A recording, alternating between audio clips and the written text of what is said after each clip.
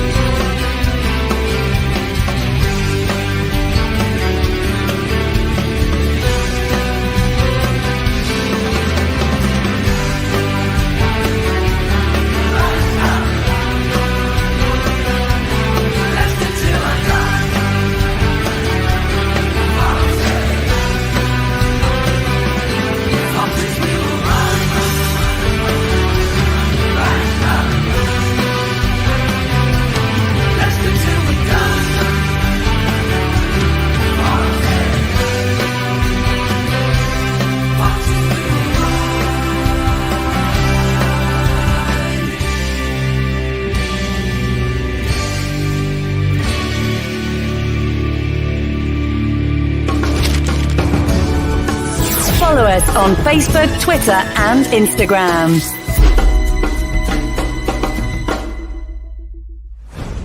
This podcast is proud to be part of the Talk Sport Fan Network. Talk Sport. Powered by fans. And now, here's your host. He talks right, he knows his stuff, and he knows how to make a girl laugh. Thank you. I'm here all week.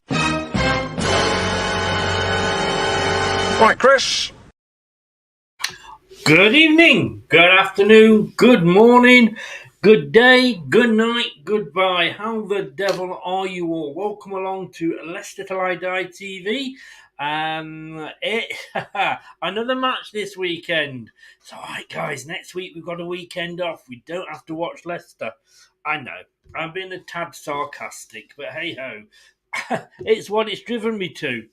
I want to start actually off before we go any further, just to clear something up, because I took a bit of slack and ended up deleting the message in Facebook group. That's the Till I Die Facebook group.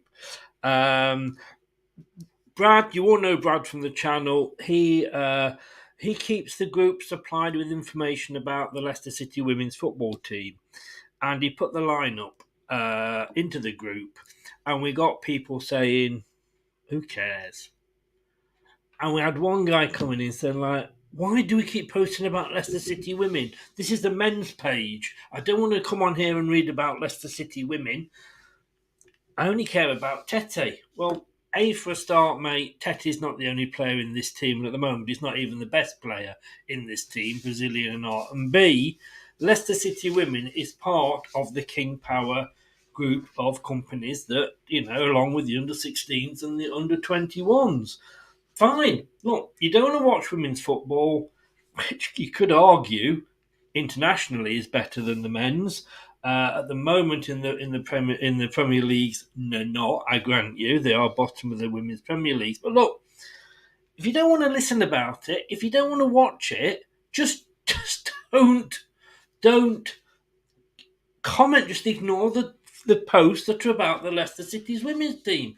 The guy got kicked, he's got banned, it's sexist, and I basically won't allow it. And the other guy got a suspension.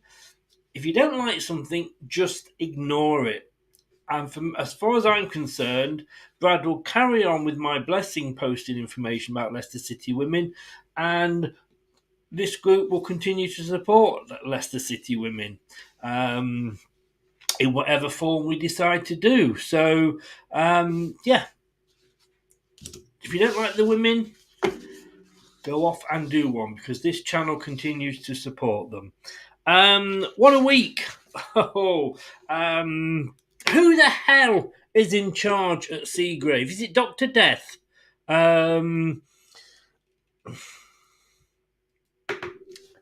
Johnny Evans is back. No, he's not. Yes, he is. He's in, he's out, he's shaking it all about. What the fuck is going on? He's come back. He's played, what was it, 20 minutes? I don't know. No, it wasn't. No, it was about 5 minutes he played, and now he's injured again. Who is looking at what Brendan Rodgers is doing at that training ground? Like I said before, Harold Shipman had less injuries than bloody Brendan Rodgers. Great. Good news is that Marty could be back. Yeah, you're right. And that was tongue-in-cheek, just like your comment is, Andy. And I know what you mean. Leicester for life, good afternoon, good evening, good morning, good day. Eagle Pigger is the new Leicester manager. We live in hope. We live in hope. As Leicester's Eagle Piggle is our only hope. Well, could he do any worse, as I keep saying? Look, we're going to start with, Craig's going to be joining us at 9:30, and we're going to be discussing, obviously, the game. But before that, I've seen a bit of it, but let's have a look at the press conference. And for a while, they did actually get the speakers' microphones working. I don't think they want us as a club to listen to what's being asked. They just want us to hear Brendan's answer. Do you remember when I don't know if they still have, banned us from taking posters in case we say, bored out or anything like that? What is this club turning into? Let's see what Brendan had to say, shall we? We'll do this and we'll press play and we'll be back at the end of it. I'm not sure that's with the club, but if I look into it, then obviously he's towards the end of his contract, and we'll just have to see where that one goes.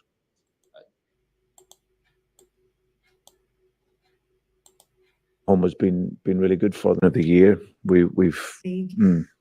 is the key thing that needs to change to turn that form around? It's concentration. I think that we've just had costly moments within games. If I analyse the games that we've had since the turn of the year, we've against Aston Villa and Tottenham, we had 2 games there where we won really well and showed our level and showed our concentration level, played well. There's 2 games that we lost that I feel we deserve to lose. The Arsenal game, we deserve to lose. And Manchester United, after a good start, we had 1 or 2 costly moments in that, and then it ends up the game runs away from us. So we deserve to lose that. But we get 5 other games where we've been there in the game, playing well, and maybe not taking opportunities. And of those 5 games, I think we're talking about Fulham and Forest and Southampton, Brighton, and Chelsea. We've taken 1 point from those 5 games. And when I analyse us and see us play, there's lots of really good moments. But then there's moments in the games which are costing us. So, and for me, it's not about the capability, because the players have that capability. It's not about the knowledge, because they do the job and you can see them doing it well. It's just concentration. And the minute you switch off at this level and it's not 100%, then you'll get punished, and that's what happens. In terms of the chances that perhaps you're missing in those key moments in games, is that maybe the pressure telling a bit on players? Is it confidence? Oh, listen, it can be a little bit of everything. I think it's, you always want to create the opportunities, but of course, if we can take them, then that is important. I think the key thing is not making mistakes that allows teams comfort in the game. Like we, as I said recently away at Southampton, we were really, really good in the game. We created opportunities, didn't take them, but then a few mistakes cost us, and then we don't get back into the game through scoring goals. So I just think if we can really brush up on that, we're under no illusions of the task. It's we've now got 12 games left and competing in virtually a 9-team league now with 12 games to go, and we want to finish at the top of that. So if we can just increase our concentration level, because like I said, I repeat, there's lots of really good moments in the games, but we have to see those through, and if we can do that, then we'll pick up the points. You talked there about that kind of 9-team league. It is so close, and there are so many teams that could still go down this season. Have you ever known a relegation battle like that? And are you having sleepless nights over your position within that? No. Listen, it's a great coaching challenge. It's a position that, like I said, there's a lot of points to play for. We get 36 points that we're playing for ourselves. So there's more than enough there to put us into a really good position in the league when it finishes. But we just got to concentrate on the performance. We want to win games, but it's going to be a performance and the concentration within that performance that will get us the points. Because, like I said, there's one thing I really believe in the players. They've shown, like I said, in some of those games that I mentioned, that it's playing at the highest level all the time, and when they do that, then we look a good team. But you have to really be concentrated in order to do that. Have you set yourself a points target? No.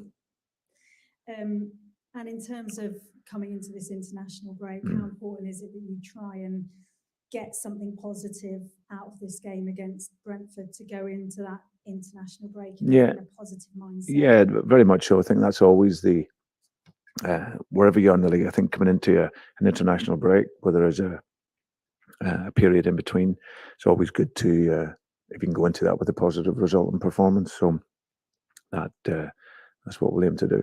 How key will this international break be in terms of, obviously you won't have all your players here, but with the ones that you have got, with the work you can do to really spend some time out on the training pitch? Yeah, listen, it's not always about that. Sometimes it's about allowing the players to recover mentally. I think that, like you say, you will probably have a number of players away. So in terms of the synchronization of everything, that probably doesn't really take place to the second week. But I think it's really important. It's been a tough season for us up until now in terms of consistency. There'll be also about allowing that freshness, because we know when we come back, then it'll be the foot to the floor all the way through to the end. So I want to ensure the players are mentally fresh, the staff is fresh as well, and make a push for it, as well as doing some really important work. In terms of the work you've been doing this week, how much does dealing with Ivan Toney come in to that? He scored again midweek. He's behind Harry Kane, England's second highest scorer. How much of a challenge is that, and how impressed have you been with him this season? Yeah, I've been really impressed. I've been really impressed with him and with the team itself. What I really enjoy watching about Brentford is they haven't been affected yet by the Premier League. What I'm saying is that sometimes when you're in the Premier League for a period of time, you stop doing the basics of the game well, like running and fighting and getting tight to people. This is a team that come up out of the Championship and are still hungry for that. So they do the basics of the game really well, and with good organisation and with talent. They've had a very, very good season. Ivan, as you say, he's been fantastic. You see that he's grown since he's come in, has that confidence, he has the technical quality, but he's a street player also. He's aggressive, he's strong, and he's an outstanding player. So we have to be ready for the team, because they get some other good players, and then we collectively have to go and play well as a team to get the result. Thanks, Brendan. Thank you. Thanks. Hi, Brendan. Okay, Rob. For Johnny, is it a bit of a setback that he's had since the weekend? Yeah. To what extent? Well, we'll see. We'll see. Hopefully not too long. Hopefully for the weekend, if not after that. You talked about concentration. How do you like to train concentration into your team? Well, that's something that you train it every day in terms of your exercises and your repetition work. But clearly, it's something that under pressure is something that's totally different. So I think for us, it's always about focusing on what is really important. And doing the basics of our game well, and and then of course it's concentration is also around decision making. So we do lots of work based around making decisions and training, and normally trying to help educate on the right ones. In those pressurized moments when concentration has been key, who do you look to on the pitch to maintain those standards and to keep everyone switching on and to stop, I guess, that butterfly effect of a chance and then a goal being conceded? Yeah, listen, it's a responsibility of everyone. You know, it's not just one player. Of course, you have players on the field that are your tactical decision makers, but it's a responsibility of every player on there to maintain the concentration, to keep the team from being passive, keeping it organised, and there's, you know, everyone has that responsibility. Brentford, one of the best at exploiting teams who maybe switch off a bit of the way they succeed through set pieces and hit on the counter attack and, like you say, do the basics right. Yeah, I think they do it really, really well. Really strong, like you say, in set pieces. General game is good. You know, played out of different systems as well. Thomas has predominantly played out 4-3-3 most of the season, maybe against some of the bigger teams. They've switched the structure, but in the main, they've had a cohesive group over the last few years. They've added to that without losing anyone, and then the players have grown from within that and added quality. So yeah, and obviously playing at home has been really good for them. There's still that great enthusiasm you can tell with the support and that connection because of arriving into the Premier League, and they've done very, very well. The rewards for 3 points in terms of league position could be huge, actually, and especially going into the international break for you. If you create the amount of chances that you do, or you did, against Chelsea, will you be hugely satisfied? Yeah, I think in the last few games, those key moments that are important in games, you have to be clinical and be able to take them. So, but it's also the other side of that, being strong defensively and in those moments of pressure, just staying calm. But we feel we can create opportunities, and it's just giving that balance to the game. That if you're not, then you got to ensure that you're not giving so much away. Just finally for me, you said it's been a tough season mentally for the players and for your staff as well, I'm sure, and the whole club. In the international break, how will you try and switch off for a few days? In the past, I think Lob Loman, you played a bit of golf for your coaching staff. Do you have any thoughts as to what you might do? We'll give the players and that are here and some of the staff that chance to reset. Because, as I said, it's been a challenging season, and that's always important in long, hard seasons. And then, but at the same time, we'll get some good work done, and welcome the boys back, hopefully from international break, free of injury, and then we'll get a real run of games that we can look forward to. Good man, thank you.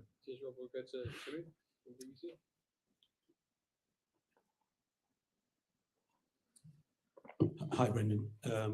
Mentioned Brentford still doing the basics like running and fighting. Do you see that from your side at the moment? Yeah, no, I don't think that's within question. I think the players have given everything. Clearly, obviously, maybe not at the height of our confidence, but I think the players have given everything. I think the frustration is that in those costly moments, maybe when we do switch off for that moment or don't quite get into position, and then we've got punished for it. So, but the players are a really, really good, honest group of players. You know, it's my job in this because it's always easy under positive circumstances to stay upbeat as a leader, but it's staying positive with them in this moment as well, when it has been a tough moment. And we've shown before that we can come through that. But like I say, it's just nailing some of the main principles of our game: fighting, running, working, but also good organisation. And if you cut out the mistakes, then of course that gives you a really good chance to win games. Yourself personally and the club are usually used to battling at the right end of the table. Now, how does the pressure differ now you're looking the other way? Yeah, it's certainly much better towards the top end, but you have to earn that right to be there, and we haven't this season. We haven't been anywhere near consistent enough.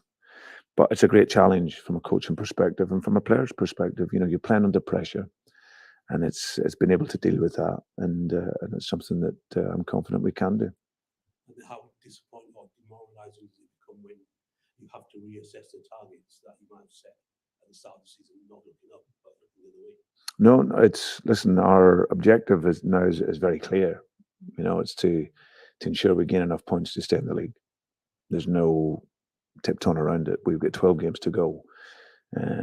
We haven't been consistent enough, and we haven't taken enough points and been good enough to do that. But so now we have to really narrow the focus in and be clear on what it is we want to achieve. And then the goal is very simple: is make sure we get enough points to stay in the league.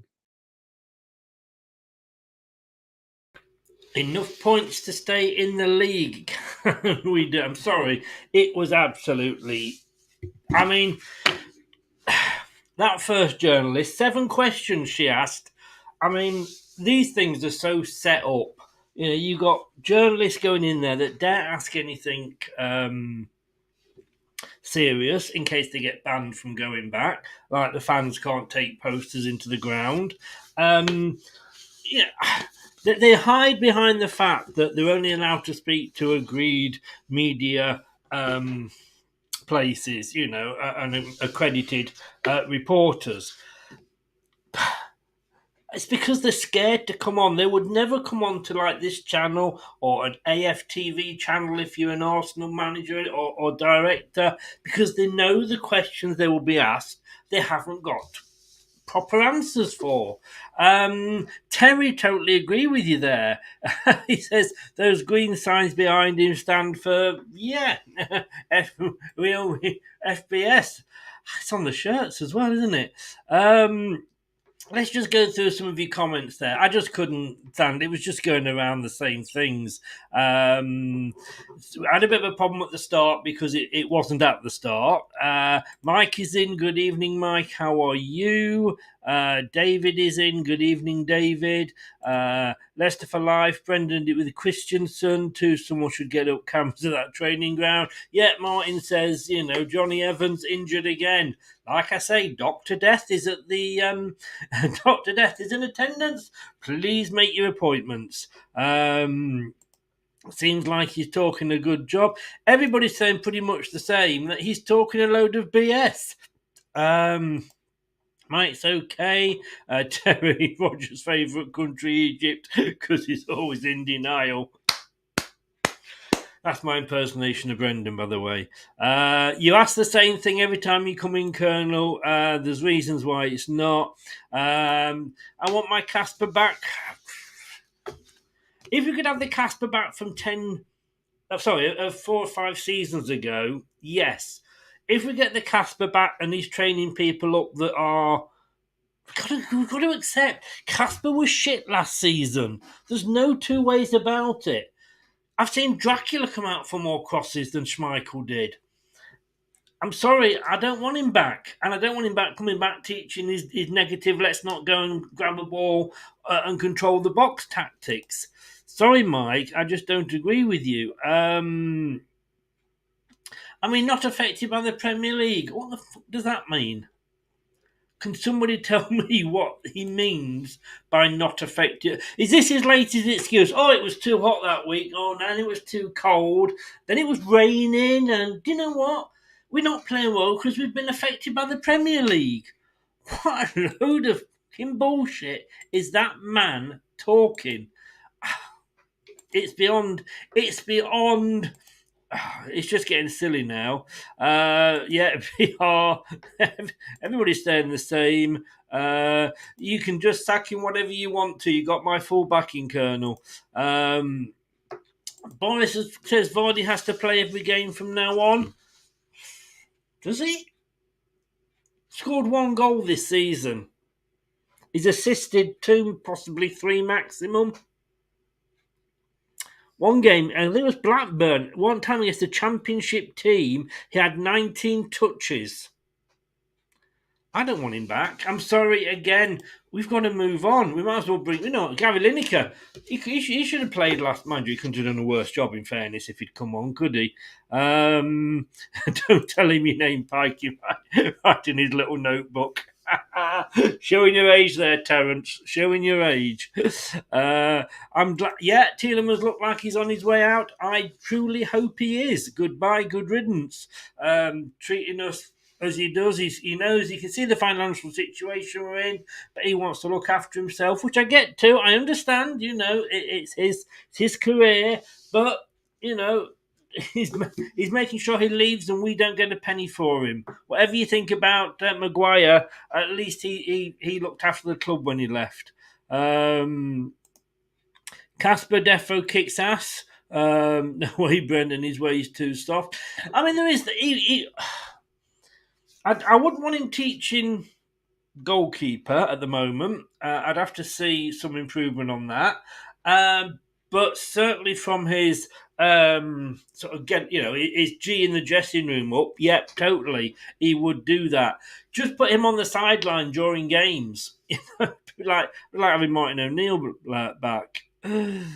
If not Casper back, then what? Well, we have to move on. We have to move on. We can't keep saying, bring this player back. Do you want Peter Shilton to come back? I tell you what, we can dig Gordon Banks up. Get down to the graveyard, dig him up, bring him back, put him in goal. We have to live with what we've got. Now, we have been linked with a new goalkeeper. So it could be that Brendan, maybe Ward hasn't lived up to the hype. As you know, I have been a supporter of Danny Ward, and as I've always said, a goalkeeper is only as good as the players that are, in front of him in defence. But I accept he hasn't had the best of seasons. And when we were all saying, oh, wasn't he doing well just before the World Cup, all those clean sheets, we were playing teams. It was a false dawn. We were playing teams that basically the lower, well, where we are now, the lower end of the table. So you would expect us to beat those teams, well, normally. So, yeah, I accept maybe Ward isn't the answer. Everson, I'm not sure yet. And I can't remember who this player is that we have been linked with. I'm sure somebody will tell me, but we have. I'm just seeing if I can get it up on the screen here now. Maybe we're going to have a look at another goalkeeper. I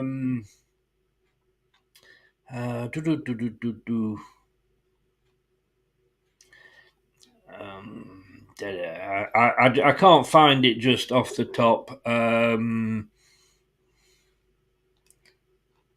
Off on the site here, but yeah, we have been linked with a goalkeeper, and like I say, at the moment, I've got to say, I mean, if Casper was having a bad game and he never really did, he was never really bad enough to be dropped in Brendan's eyes. We didn't really have anybody there, Well, we knew. Sorry, what I'm saying is we knew the Ward could come in and do a fairly decent job. I'm not sure about Everson just yet. I'm really not sure. But like you say, Ward, yeah, I'm beginning to have my doubts. I've got to be honest with you. And I can't find who the goalkeeper was. But there we go. We have to prevent relegation. Of course we do. I mean, I said this on my BBC talking point. I went,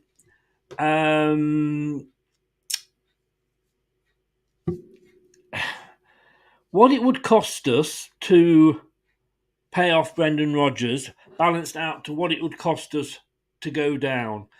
Because certainly if we go down, forget building it. Why stick another 8,000 seats onto the stadium? We ain't going to fill it. We haven't got Man United coming away or Liverpool coming away. We're going to have Bristol City and we're not going to be filling the ground. So that's going to be put on hold. Always going to want to come to the club. Oh, get some good players in. Look at James Justin. Look at Jamie Vardy. They both came from the lower leagues. But we're not going to be attracting the likes of Tielemans, Christensen and what like.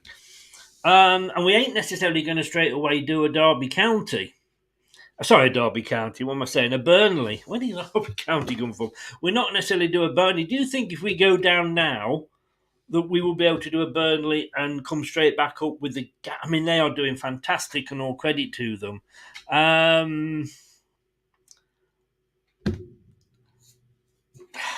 don't even think we can do a Norwich or a Watford. to be honest with you. Rich, good evening from Rich Sports, Big Man United channel. Welcome in, Rich. Just talking about you there. How the devil are you, sir? Well, I hope. I mean, they're all tough games at the moment. To be honest with you, if we were playing, I don't know, Poole Town under 13s, it'd be a tough game for us at the moment. Sunderland's keeper, was that who it was? I mean, like I say, maybe we're not going to be replacing Ward. Would I cry if we replaced Ward? No, I wouldn't. I do think he's coming at a bad time. He's coming to a team that is struggling. So he's always going to struggle himself. So, but, we've got to look. £5 a ticket. I'm not sure we would ever be selling that at £5, but it's a lot happier. It's a lot happier now, Mike, than the King Power is. Let's be honest. But look, concentration, Brendan. That's all we need.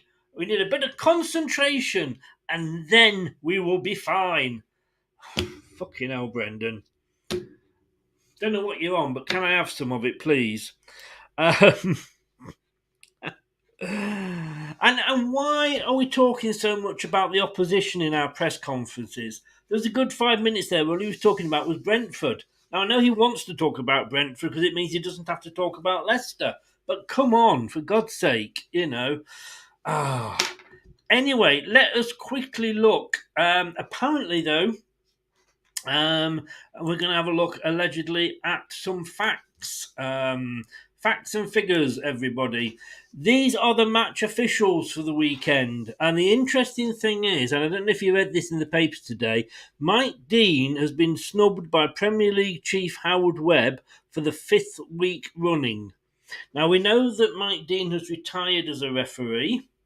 Bovril should do it. It got me the good cup of Bovril, Mike. I know. Mike Dean has retired as a match official, well, as in referee, but apparently he's still allowed to do VAR. Now, we've now got a new head of referees in Howard Webb, head at the PGMOL, and for the 5th week running, he's not picked Mike Dean to be a VAR official. Maybe that Howard Webb isn't such a silly fool after all. But anyway, Darren Bond is the man in the middle, with Peter Banks, who is going to be sat watching, probably Baywatch, and occasionally flipping over to see what's happening between Brentford and Leicester City. So those are your match officials for this weekend. How many times have we played Brentford? Not that many, to be honest with you, in the Premier League. Only 3 times. We've not lost to them yet. Yes, that doesn't look good, does it? I'm not holding out a lot of hope that is going to continue. 3 times we've played them, 2 wins, and 1 draw. 1 home win, 1 away win. So there's not really much you can read into that. But on current form, you've got to say, I know which side I'd be backing. Those are our recent games, or these are our only games. We drew 2-2 at the start of the season. First game, 2-0 up. What happened? Well, it was too hot, wasn't it?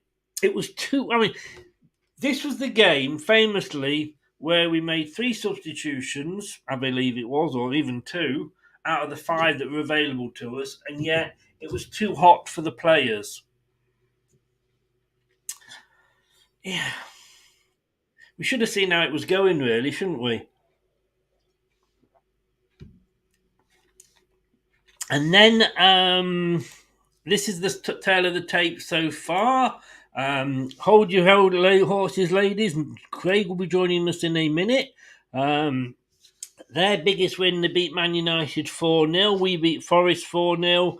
And you can see the biggest losses there and all the facts and figures for the game. because I was actually looking at doing the press conference. I'm not going to go through any more facts and figures. To be quite honest with you, it just scares me. It just scares me. And I do with Craig, rather than go through the facts and the figures, I do want to go through Boris's. That's Boris there. I do want to go through Brendan's press conference. Although having said that, they're probably as boring as Boris's ever were.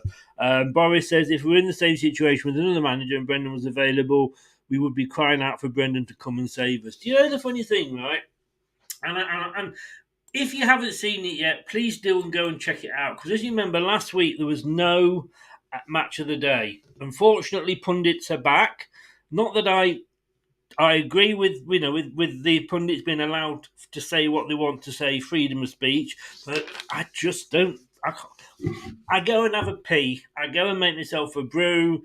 I'll go and scratch my arse. Anything. Then I'd sooner have an extra 5 minutes on each game than have to listen to the pundits. So, but yes, the guy that I went on the alternative match of the day, which was on GB News. It's on the YouTube channel. It's pinned to the top. Go and check it out. It's only about 4 or 5 minutes with Mark Dolan, he of Balls of Steel fame. And he said it wasn't so long ago that he wanted Brendan Rodgers at Spurs. And it wasn't so long ago that Tielemans was wanted by Barcelona and Real Madrid. How things change. How things change. One thing that doesn't change, it's the reliability of my man Craig. Let's bring him in. Good evening, Craig. How the devil are you, sir? I'm good, thanks, Chris. Hello, everyone. How looking forward? Always looking forward. I've just been keeping an eye on this Arsenal game. I don't know if you've had one eye on it or anyone who has, but the goal that Sporting just scored was phenomenal. It was 1-0 to Arsenal when I saw it last. It's 1-1 now. Yeah, the guy scored from. He scored from about just in the centre circle. Wow, one of those. Yeah. Well, you see, that would just make me cry. Let's bring back Joey Goodjohnson. Everybody's screaming for all these players back. But I do remember that I was there. You were there. Well, talking about being there, I imagine you were at the Chelsea game. I was at the Chelsea game. When I say the word game, I do use that very loosely, of course. Yeah, but I really funny game. I actually took a screenshot of all the stats because I know you love stats. Yes. If you look at the stats on I can't remember the name of it, the soccer app. That game was so even, on chances, possession, attacks. All of the stats were like we were really in that game, and it was the difference was people taking their chances. Or not, and that's how it's been, and that's how it's been the last few games. Now, stats don't tell the whole story, but we were in that game. And it's frustrating because things hinge so quickly. I remember the Chelsea scored the second goal that was then ruled out. As soon as the second goal went in, the fans who always back the lads instantly came out with the "We want Rodgers out" chants, and then the goal was overturned for VAR. So they stopped. Then we were well in the game. We equalised, and then they got one, and KDH should have scored. How he missed it, I still don't know how he missed it. But then they got the third. Again, a really good goal, and the chance start again. So things just are so fragile at the moment. It's on a knife edge, of we create a chance and we take it. It would be a totally different situation. We create a chance and don't take it, and everyone wants Rodgers out. And I'm not saying that that's not the right thing, because again, his substitutions just sort of. Well, I don't know where to start with the substitution. And I think that was the worst thing about the game. But we're definitely in that game, and we could have easily got something out of that game. I've got to be honest with you, and I love the comment there from Terry O'Grady, the committee of the Evans Appreciation Society is here. We will be coming on to Evans in a second, Terry. Believe you me. And I've got to say before we move on, the new dad is in. Well, the new dad to be. Doug, welcome along, sir. Big Hi, Doug. congratulations. Just announced today that he's having a child. Well, it's in Scotland, so we assume it's a child. But hey, congratulations, Doug. You sure you know what you're doing? And that's coming from a man who's had 4. But no, congratulations, seriously, Doug, to both you and Rebecca. Well done. Didn't know you got it in you. Well done, mate. And Nate says hello to everybody. I forgot what I was going to say now. Yeah, at least with the Chelsea game, we had a shot on target. And we had a few. Yes. I mean, we'd gone 180 minutes, which is embarrassing without a shot on target. So at least we saw an improvement in that one, in that side. Chilwell scoring obviously didn't help at all. I don't know if you've seen Brendan's conference. No. I'm going to say, I think if he said this word once, he must have said it 5 or 6 times. What we are lacking is concentration. Apparently, I think there's a few other things we're lacking. Well, I would have thought so, but apparently if we all concentrate, we're going to win. Yeah. Well, there we go. It's as simple as that. I don't know who it was. I think it was it possibly Terry or Mike? One of them said the FBS behind on the shirt slogan stands for full of bullshit. But apparently we need to concentrate. But they're all saying congratulations to Doug there on that. Yeah, I think we are lacking a lot more. Anything in that performance that you saw that gave you confidence that we're going to stay up?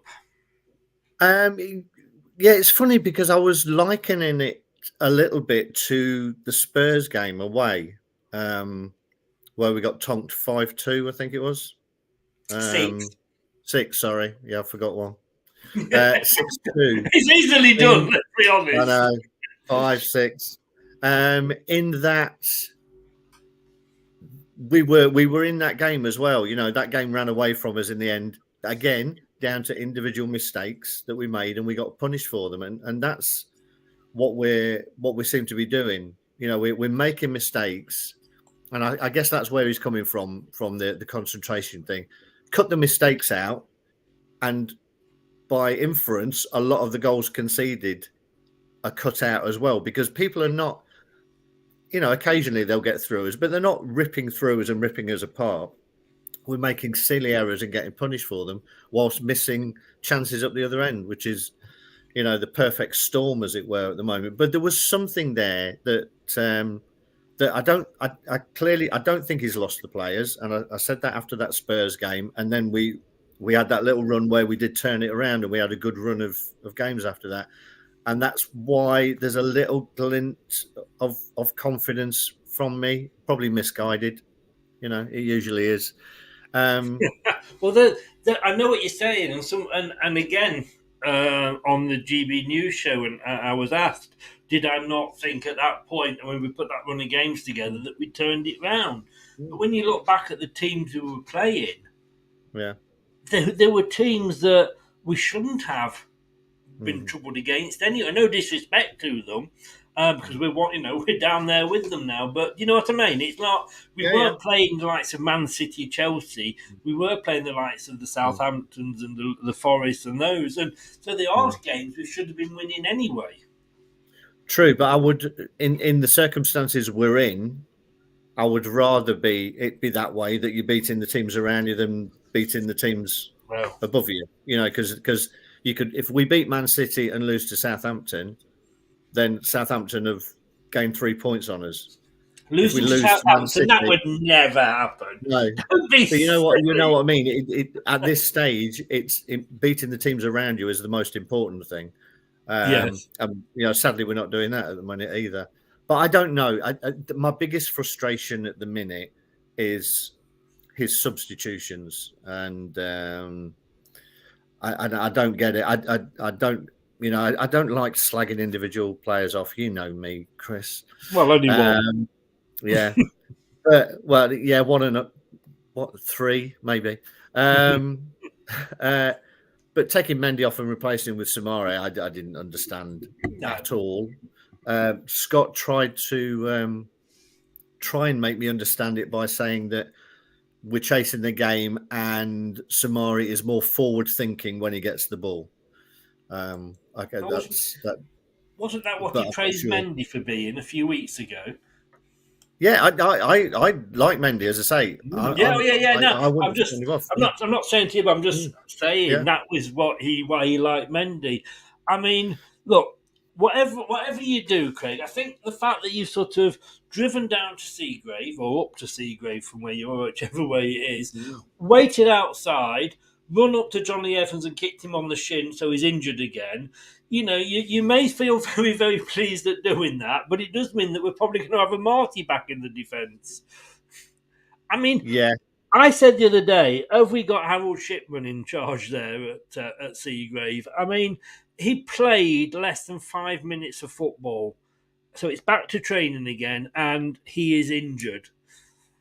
I mean, it's ridiculous, isn't it? To be honest, I think the thought of him having to play another game was enough for his body to just say, "Yeah, I'm going to do one." It's maybe it's the perfect scenario. He's going to have to retire, so he's going to take over as a player manager or as manager till the end of the season when Brendan gets the bullet if we lose the next couple of games. Yeah. And I'm not going to ask you this week. You'll be pleased to know that if we lose tomorrow, should Brendan go? You say I ask you the same every week, so I'm not going. Yeah. Instead, I asked it in a poll. You'll just ask it in a different way. I know you. I put it in a poll who was to blame. 4% said it was the board's fault. 12% said it was the players. 45% said it was Brendan, not surprisingly, and 39% said it was all three of them put together. You can't sack. We've said this before. You can't sack 15 players, but when you look, like we said, how the hell did Kieran Dewsbury Hall miss that? It's down to confidence, I think. Yeah, I think you're right. I mean, in another time, he would have even probably put his foot on it and then leathered it into the back of the net. But just that, you talk about, as soon as Brendan says we need to concentrate, you automatically think at the back and cutting out errors. That's a perfect sign of it as well. Just concentrate on getting a good connection of the ball and it's in. Forget everything else around you. And this is why, and I think sometimes we let players off the hook a little bit too easy. This is not like, these are players down the park. It's not you and me on a Sunday morning or whatever. These are people who are supposedly at the top of their game. So we shouldn't let them off as easy as we sometimes do. These are professional footballers. So that miss there was just inexplicable and inexcusable. A panic attempt, do you think, because of the situation we're in? I mean, I think in everyday life, if we are in a something must happen, it's like if we're rushing, that's when you make a mistake and you drop the milk all over the floor just as you're rushing to get out. And silly comparison, but you know what I'm getting at. And I'm just wondering if it is getting to the players, and if it is, he's not really taking the pressure off them, is he? No, he's not. But I also I don't think necessarily the crowd are helping a great deal. I get it. Everybody gets frustrated. We get frustrated. I get frustrated, particularly as I said with some of his substitutions. But I don't like the whole.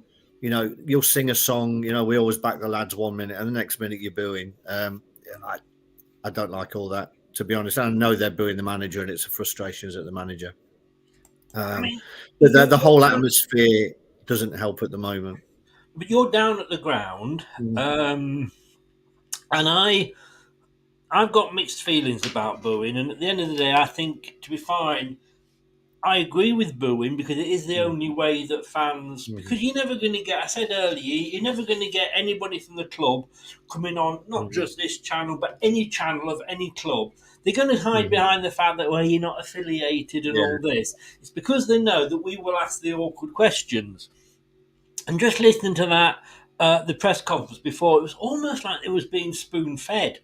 You know, like if you want to come in, these are the questions that you're going to ask. Now, you can't ask that one, you know. And I do think, it's the only way the fans can. Whether any of them ever watch anything out of these, I don't think so. But, booing is the only way that the fans can really let the players know how we feel. But is it a case that it's going on during the play? I'm all right with it once the final whistle's gone. But during the game, is it happening? No, I'm with you, and I think if you want to do that afterwards, that's fine. You're right. That is the only way that the fans can have a voice. What you see at the moment, though, is people arguing amongst themselves. Where I sit, I've got a seat, row of seats in front of me, and then it's the disabled section. Okay. And at the end of in half time. In the game against Chelsea, you've got two carers arguing with each other about whether Rodgers should go or not, sort of shouting at each other. And it's, and it's that thing. It's turning the crowd against each other as well. The whole thing is sort of toxic at the moment. I think because everybody's passionate about the club. Exactly, yeah. And I have a look. In the Facebook group, not quite so much on Twitter, but in the Facebook group, some of the comments that are coming in are not comments we ever saw when we were, fifth in the table, when we won the Premier League, when we were, winning the FA Cup. It's purely because everybody, I think, is so frustrated that we are making comments, and we do. If we just sat there and went, well, look, let's get behind the team, it's fine. If we go down, we go down. So what? Then I don't think you've got any passion for the club. I think, and hopefully they didn't take it any further. But can I ask, are you a film fan, Craig? Yes, I do like my films. Yeah. Well, apparently, and I don't know if this has been around Leicester or not, but I have seen this down here. This new film that's out. Right. Okay. Maybe it's just me, and I have asked the question, like, is this are we going to win this, or are we going to get? Is Brendan going to give us that sinking feeling again and drown us all? But it does feel like we are on the ship at the moment, and Brendan's in charge of the band that's playing away. Oh well, we're singing. It doesn't matter. Carry on playing, lads. Well, they don't listen. Not listening to us. Well, they don't listen to us when we normally play. It has got that sort of a feeling for me at the moment. It has, and I think Saturday is going to be really interesting because, we put up a decent show against Chelsea. I thought, to be honest, if you look at it, take all of the emotion out of it. You've got Leicester's team struggling at the wrong end of the table against a Chelsea team who have not lived up to expectations this season, but within their ranks have some of the most expensive footballers that the Premiership has ever seen. Yes. Mudryk that they've bought, Enzo that they bought, the Argentinian, even Fofana was expensive, Chilwell was expensive. This is a very expensively compiled team, and for the most part of that game, we went toe to toe with them, and we were as good as they've just got more clinical finishes, and that's what the extra 30 or 40 million pound gets you when you're buying players, to be honest. So if you take the emotion out of it, our performance wasn't that bad, to be honest, but it's accumulation of it, and I think that's the problem. And it's when we go away and look toothless and don't look like we have any fight, and that is going to be shown up more than anywhere in these next 2 away games, Brentford and Crystal Palace.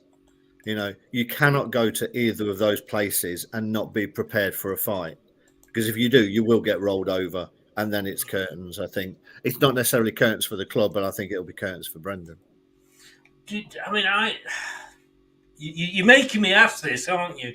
Is it too late? Because I had this tournament. I'm not going to say this game, but is it too late to make a change, or is it never too late to make a change? It's probably never too late. I mean, I think what it becomes is every game it becomes more and more of a gamble, and it's a stick or twist, you know, which is going to be the better one. As I say, you know, they could get rid of Brendan and quite easily say to Johnny Evans, take it over to the end of the year. You know, you've worked under Fergie, you've experienced, you've got experience. You see what Michael Carragher's doing at Middlesbrough, who have come through a similar sort of grounding and upbringing in footballing terms.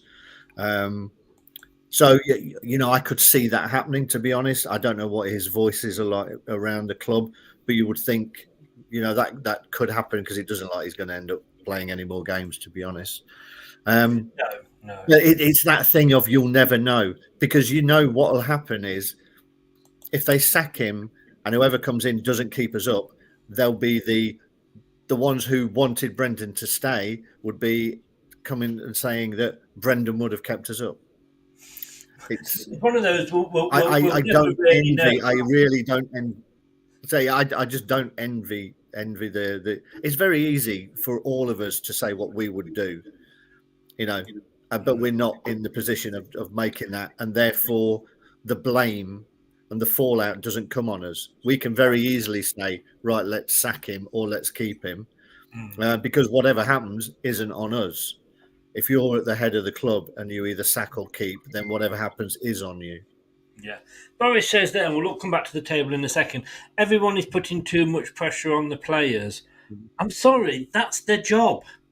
Whether you are... There is no more pressure on Leicester City players in real terms than there is on Rochdale players, let's say. And I'm just saying them off the top of my head. I don't know who's struggling at the bottom of League Two to stay in.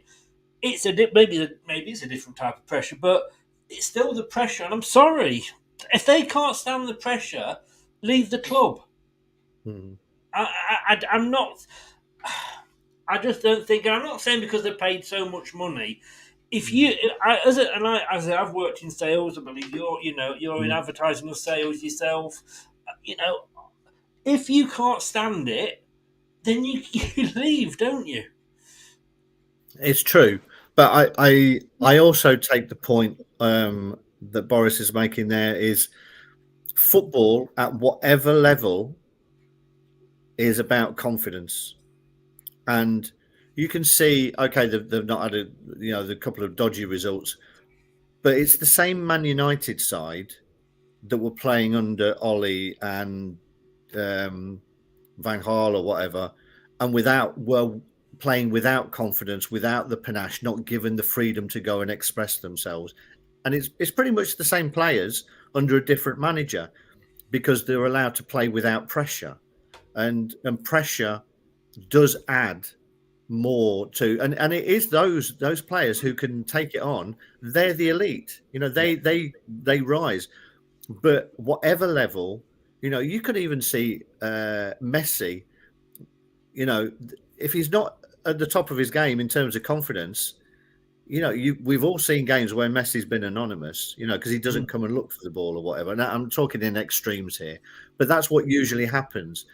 The pressure gets too much that you're scared of making a mistake. You're scared of giving the ball away, that you stop asking for the ball. And if you get the ball, you give it straight back to where it's come from, and you stop taking chances. And that's where the confidence comes in. So if you can play without that pressure at the top of your confidence, you'll take a touch, you'll try and go by a player, because you know it doesn't really matter.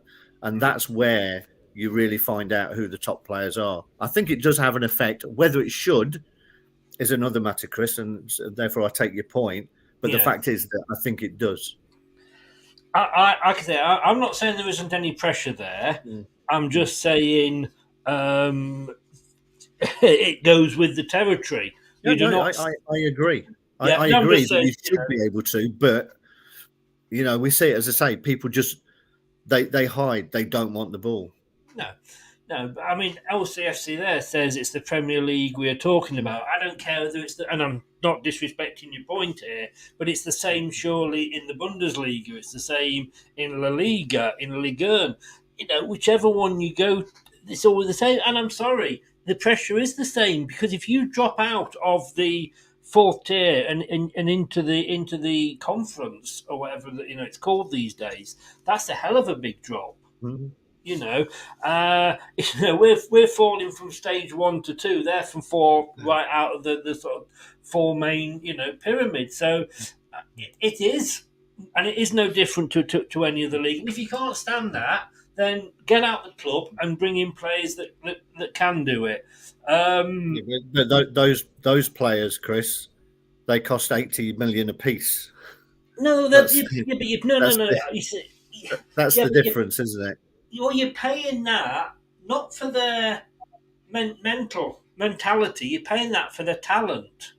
I disagree, to be honest, No. in the fact that every player who is a professional footballer has got the talent.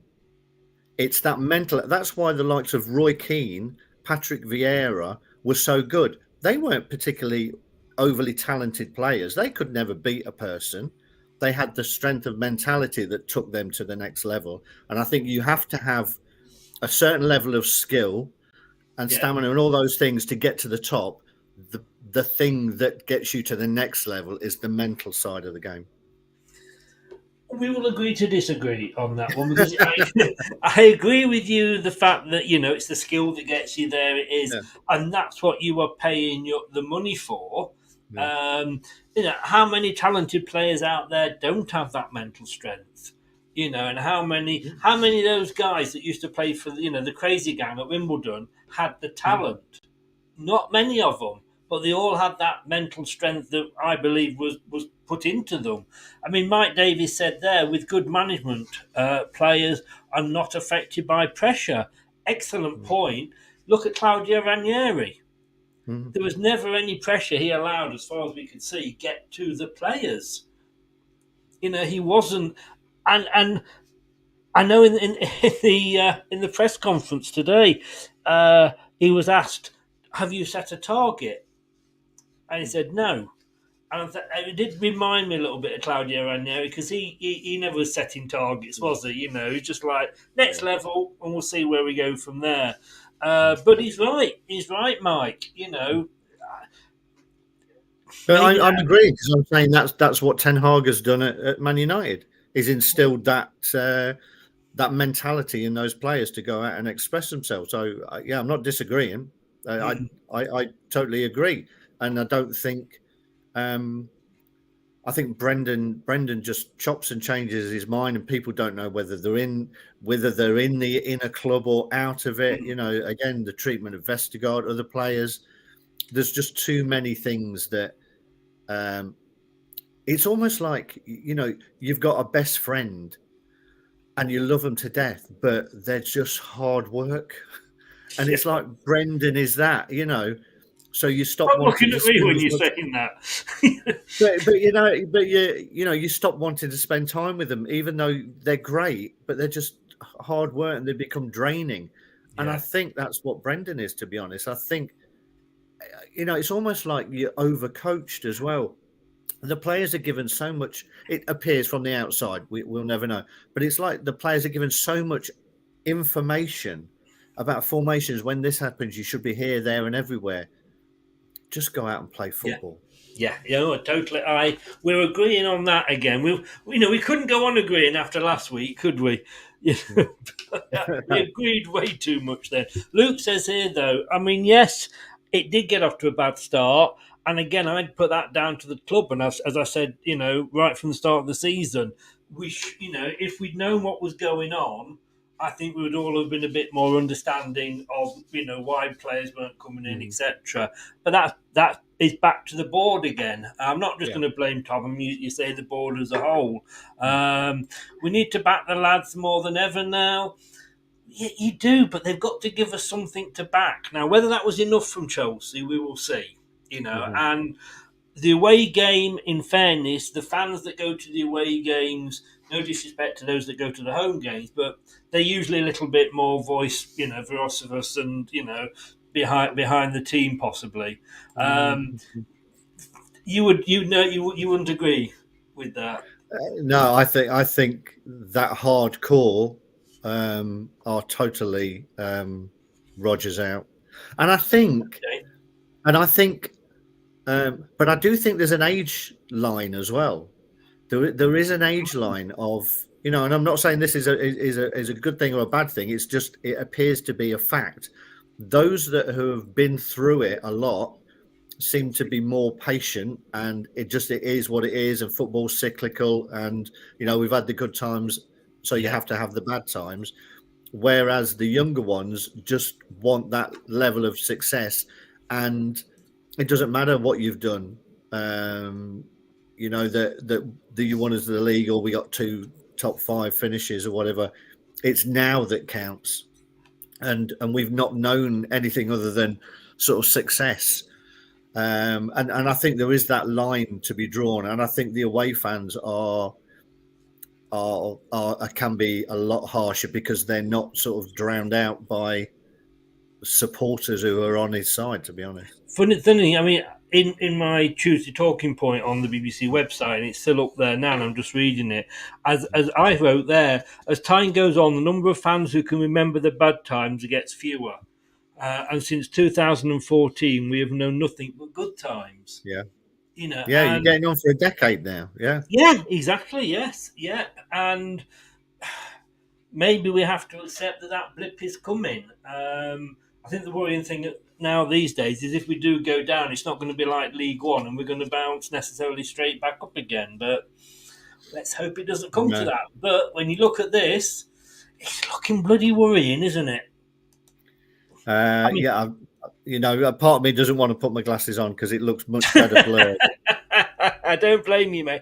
Well, I mean, that Southampton game was so important because all the other teams, they had difficult games that weekend, and some of them managed to pull off shock results. And of course, one of those was Southampton.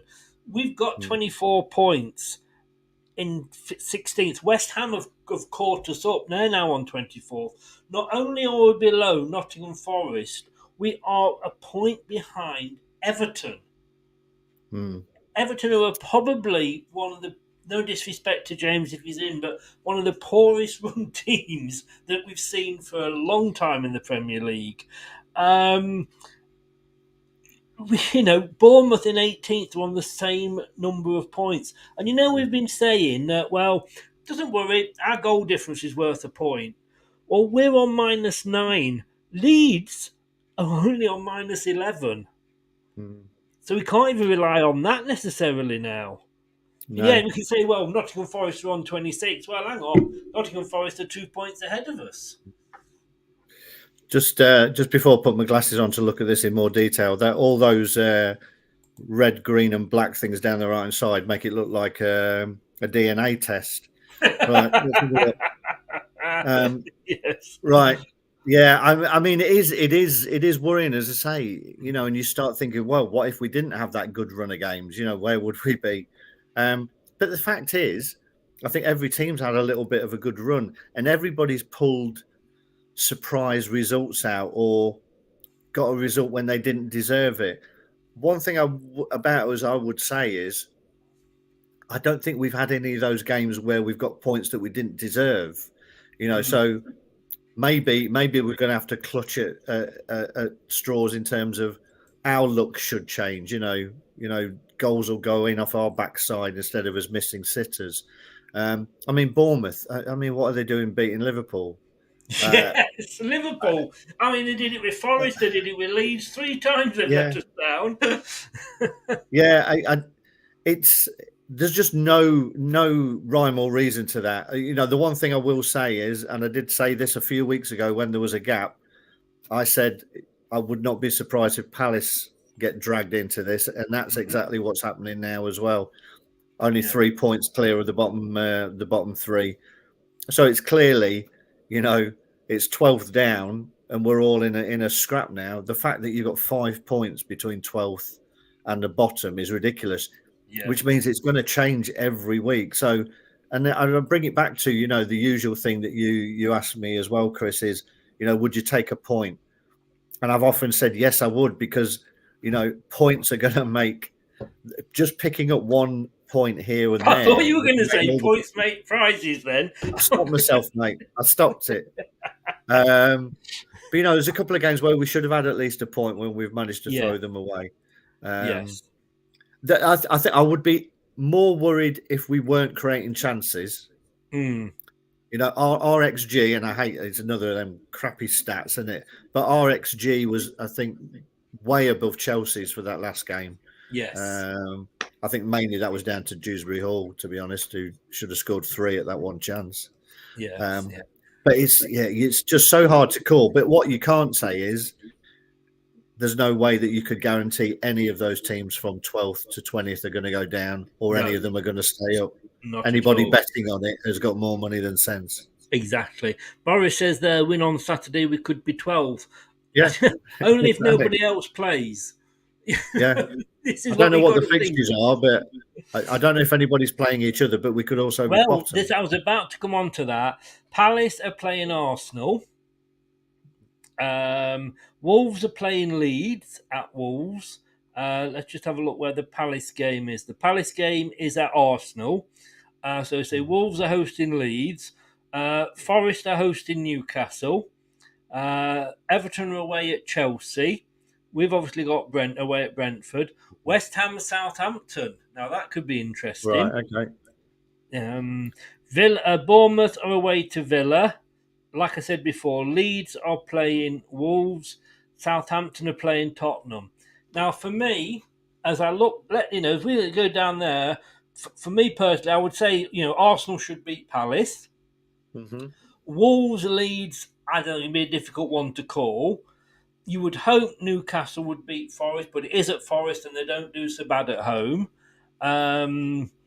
Everton, Chelsea, again, that could go either way, couldn't it? Mm-hmm. Then you've got West Ham, Southampton. There's some games there. Even Southampton hosting Spurs. You can't trust Spurs to do anything, can you? No, there's just no rhyme or reason to this season. It's just ridiculous. Anyone can beat anyone on the day. What you need is, this is the perfect time that you need to. We've got 4 fixtures that in a normal season you would think you're going to be picking up probably 7 points from those minimum, 7 or 8 points, and that's exactly what we need, I think. To just try and get some points. We need to just start getting some momentum of picking up points. And if you ask me, would I take a point at the weekend? Yes, I would, because we haven't got any in the last 4. So we need to just start putting some points on the board. Brentford's run in their last 6 games, it's been it's been drawn, won, lost, won. So it's a bit of a mixed bag for them. Yeah. You're looking at it. I don't think even Ivan Toney would bet on us staying up. Kaboom! Nice one, mate. Nice one. I don't know. I think he would have a bet on it, wouldn't he? Yeah. But it's gonna. If I wasn't involved in it, it would be a real humdinger of one. Oh yeah. For the neutrals, it's exciting. I'm sure people abroad are loving this, just seeing teams scrapping it out. And there's nothing you can see. Whoever's involved in it, you can't see it all being settled before the last day of the season. That's for sure. No. When we've got West Ham, that could be interesting. It would be lovely if we were safe and we could put them down. That would be nice. Well, I did kind of do an agreement with the West Ham channel the other day that if one of us is safe, we'll help the other one out. But I don't know if it will come to that. LCFC, who are you talking about? Just if you can just confirm. I don't understand people who put him down as a failure based on one season. they're ignoring what he's contributed towards us throughout his time. I'm not sure if he was going to Vardy or to Rodgers. I think Rodgers, to be honest. Yeah. I mean, talking of Vardy, somebody said earlier, put Vardy in for the rest of the season. He's got the fire in his belly, blah, blah, blah. I think we've seen the end of Vardy, haven't we, for me? I think I think it's looking that way, as sad as it is. What I would say is that he can add a bit of spice, to be honest. And I mean, the way that he took Fofana out the first chance he got, didn't he, at the weekend? So, there have been a few games this season where we've looked a lot better when we get more physical and we turn it into a bit of a scrap, and we don't do it often enough. I remember the Fulham game. I think we had 20 minutes where we were snapping into tackles and biting in, and we looked a lot better. And the same Vardy sort of came on and did that against Chelsea, started putting a few challenges, and then you need the rest of the team to go with him. But in terms of what he can offer beyond that, I'm not sure anymore. I think, again, his confidence has been knocked. He's in earlier this season, he's had 2 or 3 really good chances that he's missed for us as well, and I don't think that's helped. Yeah, I mean, LCFC says there we can't make the most of what he has to offer. Problem is, I don't think he's got as much to offer as he used to, and that's the problem. You know, as Terry says there, get real. We are in the here and now, not all our yesterdays. I mean, you know, do we bring Richie Delatte back? Do we bring Danny Simpson back? Do we bring I don't know who you can name from that squad. You know, who do we bring back? I mean, everybody was saying before about wanting Schmeichel back, bring him back as a leader in the dressing room and as a goalkeeping coach. And I said, well, I don't. If he's going to be coaching like he wasn't playing in that last season, I don't want him anywhere near the club. We have to move on, don't we? And it doesn't mean, you know, like I say, if Vardy came in here now, I'd bend him over and kiss him, you know. But it doesn't mean that I don't factor the fact that he has had his day, you know, and we have to accept it. You know, players don't. Thing is, I mean, there's going to come a time when you and I are not at the top of a game, Chris, and you know we all have to face miles it. off for you, yes, sir. Miles off for you. Oh, and likewise with you, Chris, of course. Very, very kindly said, sir. Who's Drinkwater Okazaki? Luke's in, Forest fan. Evening. I'm so worried about this running. Anything can happen. Yes, it is exciting. Maybe this is sort of the kick up the backside that a couple of teams need to say, look, you know, you've been sitting there smiling away, you know, you're back in it. My worry is if we go down, and I don't know if I said this last week, what is going to be the point of building the extension on the stadium? Because you have to hope that it is cyclical and we come back stronger. You know, teams do it. You know what you hope is that you're not going to be stuck down there for a long time, which can happen. You know, we all. It's at times like that we'll all start wishing we were Burnley and we can just bounce back first time every time that they seem to go down. Or Norwich, but I can't even think we'd be as good as Norwich, to be honest with well, you. Norwich are not making a good fist of it this year, are they, to be honest?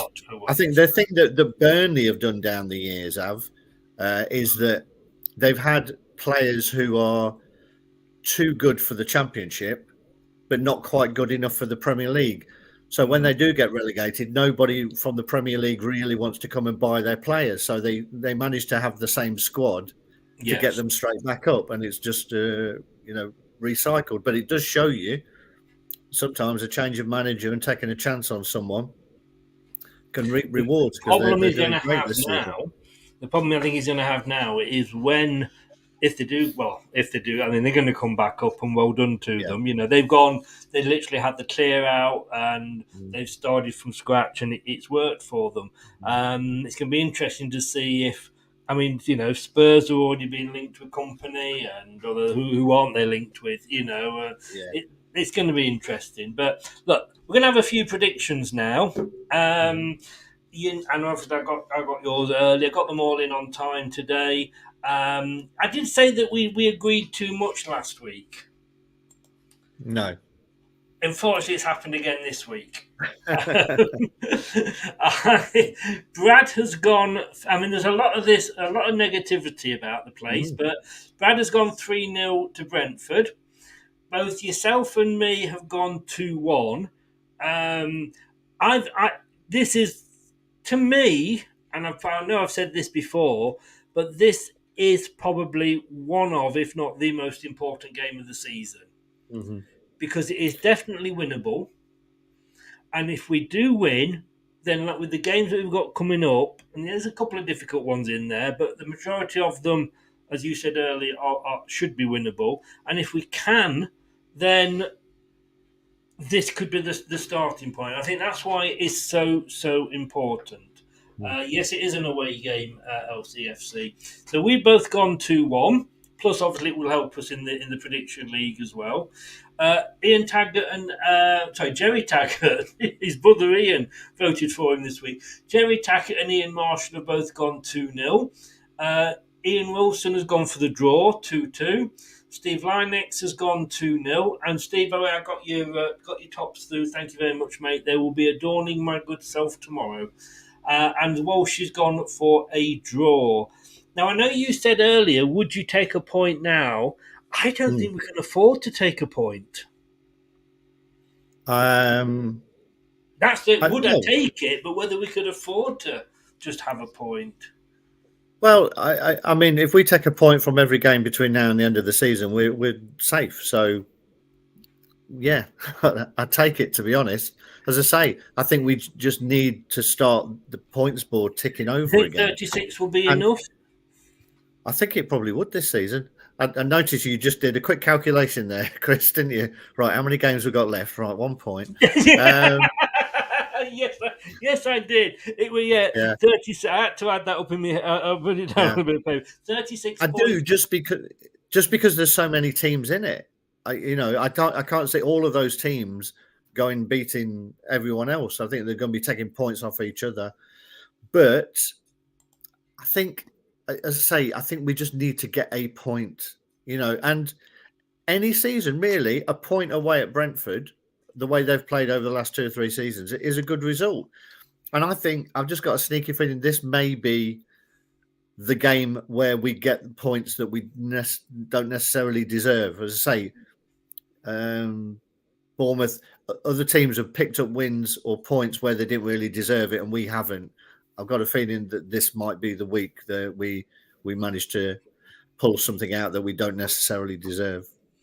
But Boris said 3 wins would be enough. I'm not sure where those 3 wins are. Although we did on Monday night, we did do a prediction where we went through the remaining 12 weeks and predicted all the scores that we were winners and losers, and we got Leicester up to 12th. Yeah. I don't know whether, and I'm not sure how true that was, because some teams had only played 35 games by the end of the season, but we had done all 4. So I'm not 100% sure what happened there. But hey, it was a bit of a laugh, and we felt confident because we'd actually got us safe. I've got to say congratulations to James Maddison being called up by England. Whether he will get any games or not, we will see. But apparently himself, Brendan Rodgers and the England football fitness team, whoever they are going to be having a conversation about him before. So, do you see him getting a game? Probably, because it's a friendly, and knowing Leicester, he'll get injured. Yes, typical.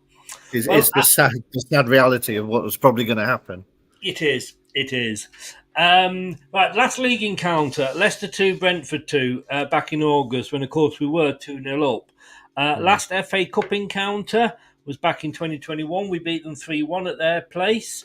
Do you know when and you'll remember this, the last time a Leicester City player scored a hat-trick against Brentford, was Arthur Rowley in January 1952.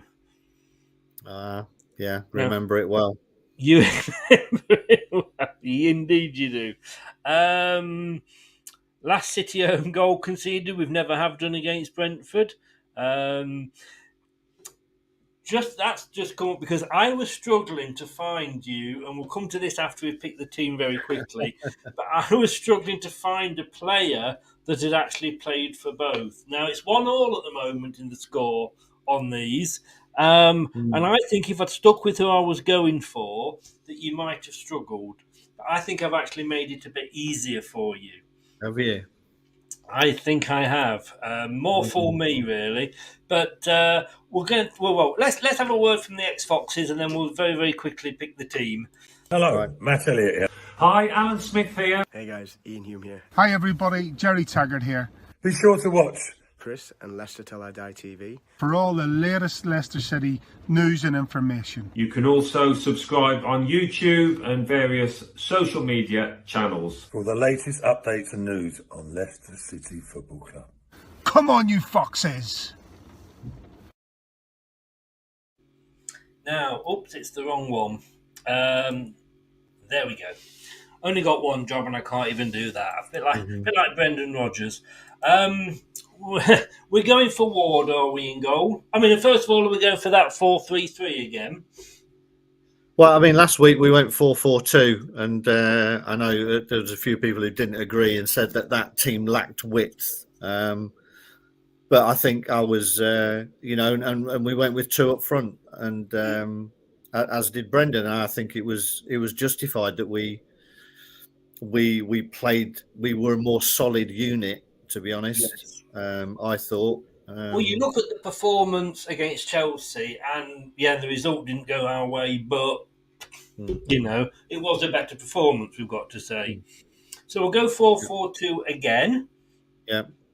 Look, Danny had a decent game, to be fair to him. He made some decent saves. Yeah. I mean, again, we've been linked with a guy from Sunderland. Yeah, that link's been going for a long time. I think I mentioned it a few weeks ago, and the fact that everybody raves about him, but there was an interview with his manager where he started by saying he's not the most vocal of goalkeepers. And I'm thinking, well, I'm not sure that's a good thing in the Premier League, really. You want a vocal goalkeeper. But apparently his goalkeeping ability is great, but he's not particularly vocal. No, well, nothing's going to happen now till the end of the season anyway. I think we're going for Castagna on the left. Yeah, I think we go for the sort of standard back four that we've come to know and cringe.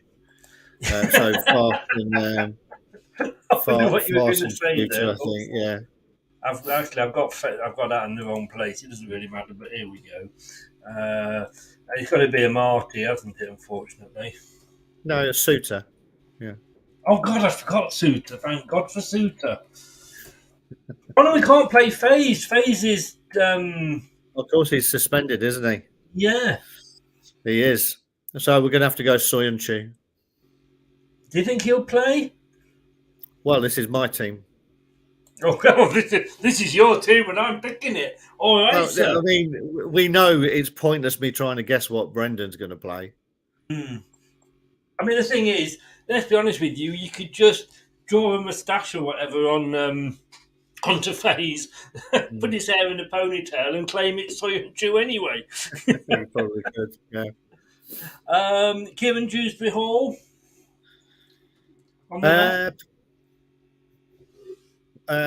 Yeah, I think so. I think it's going to have to be a similar team, to be honest, from my perspective, that we keep it tight and we make sure that we've got players who we can break quickly on with two up front again. So, yeah, I'd be putting Pratt down here on the right. I was just typing that as we spoke, sir. You were just typing a comment of Pratt in the comments to me. That's what you were doing. I can never remember. Is it A or E? Which comes first? We've got to put Mendy in there, haven't we? Yeah, Mendy and Maddison, the M&Ms. Mendy.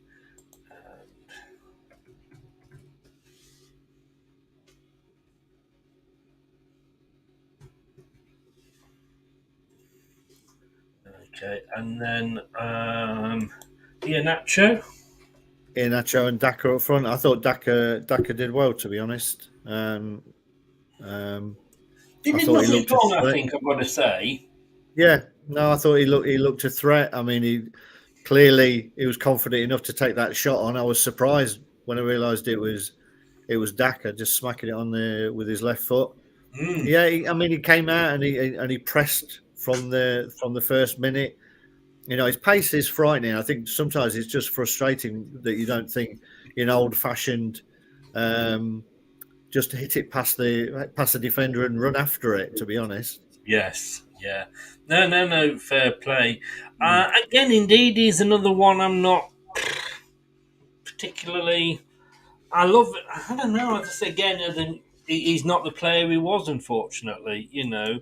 Yeah. Now, whether who are you playing him instead of, Terry? Instead of Soyuncu, or are you thinking of a five at the back with Ndidi in the middle? I mean, indeed, he's not looked himself. That's for sure. Recently, No, he hasn't at all. Again, you know, it would be we've covered the topic, and it would be a topic for another day. You know, whether that's a new manager that comes in to give everybody a boost, which we know he does, and a change of tactics and what have you, or whether he needs a new challenge himself. Only time will tell. Only time will tell. But thank you, sir. Like you say, there's not an awful lot we can do with. Nearly had Evans in there. You know, if he'd been fit, would Evans have been in? Oh, probably. Yes. Yeah.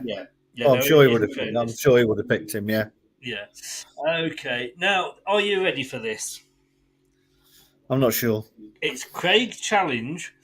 I say it's Off the top of my head, I can't think of anyone that's played for them both. So I'm struggling already, to be honest. Well, I really, really struggled, and I went for this one guy who's currently playing for them. And I know I normally say I don't show loans, but I had to show a loan because that was the only time he was at Leicester. And Right. Okay. I'd gone for Ben Mee. Right. Yeah. Yeah. I mean, that's how I'm like, yeah. And then, thanks to the LCFC website, I don't want you looking at this every week before I do it because they've only just started doing this and I've realised. Yeah. But you should look at this and you should say, look at this, and you should go straight away. You should. Are you ready? I feel like I need a drum roll. So can I just get this right? You thought Ben Mee was the more difficult one? I didn't know if you get Ben Mee. Right. Okay.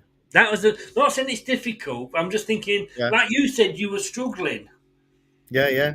And it's only when I saw Ben Mee, I thought, oh, hang on, he was at Leicester, you know. But here we go. You've been loving this, Chris, haven't you? This opportunity to get your own back now.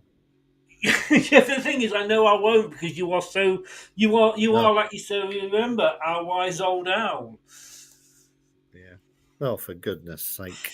Here we go. I mean. Come on. The clues are there. The clues are there. The clues are there. Jesus. No, you keep saying him, and 1 week you won't come up. Who the hell did we buy from? I always look at the ones that we bought them from and the ones we sold them to. Yes. And that's the difficulty here. Hayes. Bye.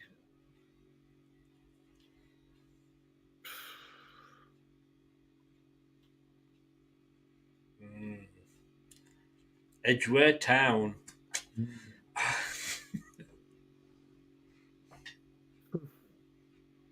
Don't say I've full. Come on. I think you might have done. Surely it's not Barry Hales, is it? It can't be Barry Hales. Is it Barry Hales? You are sounding like the major on Who Wants to Be a Millionaire. I know. I'm waiting for someone to cough. Terry, someone in the chat, just cough, please. Trying to think. Oh. No, he came from Cambridge. It can't be him. But he was at Fulham.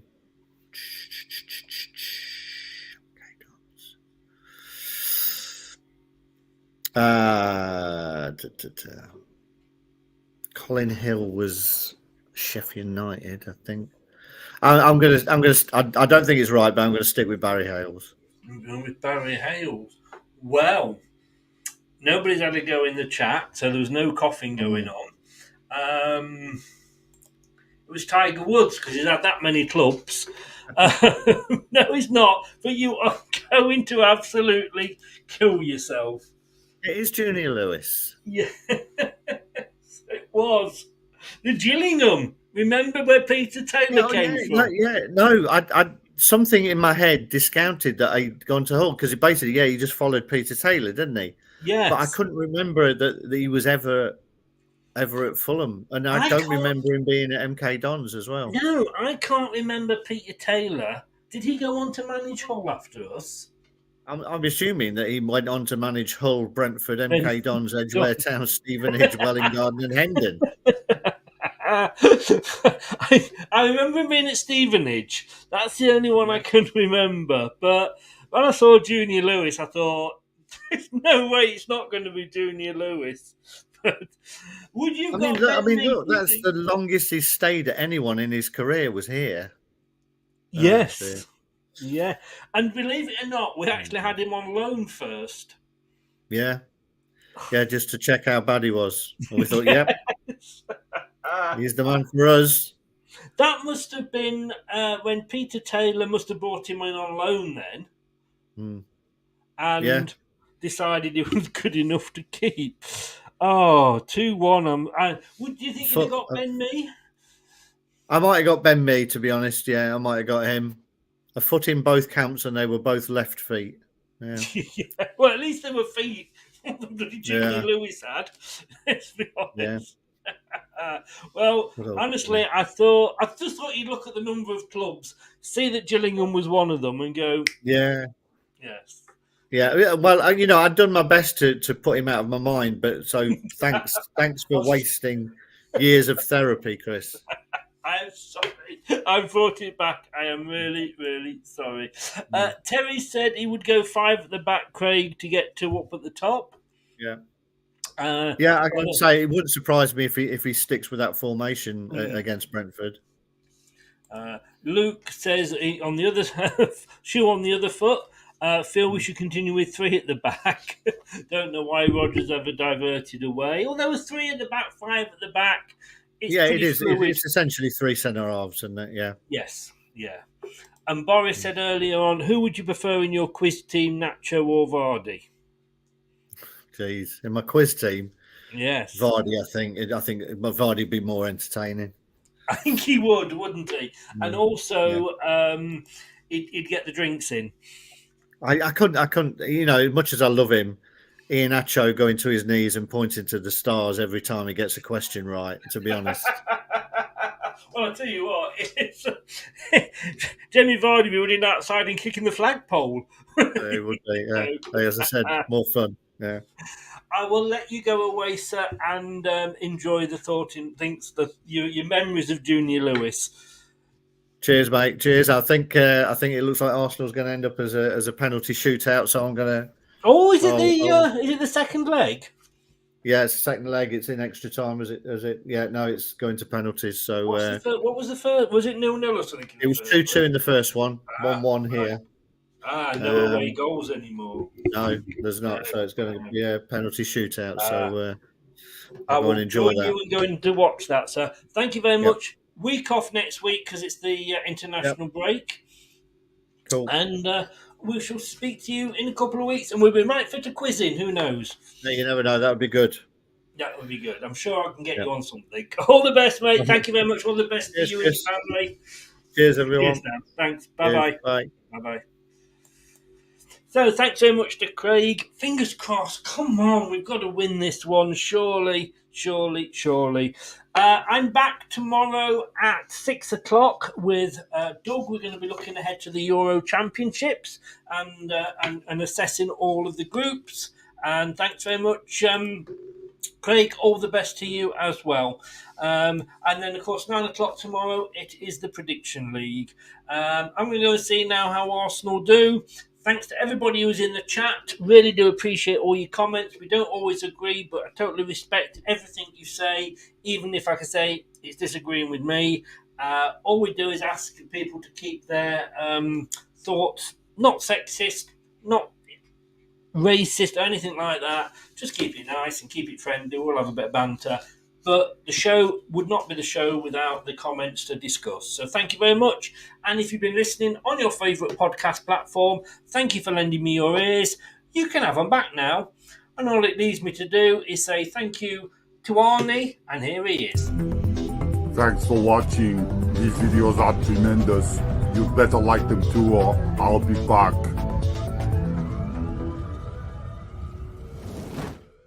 This podcast is proud to be part of the TalkSport Fan Network. TalkSport. Powered by fans. That's all, folks. Thanks for watching Leicester Till I Die. This is Chris saying goodbye and see you next time.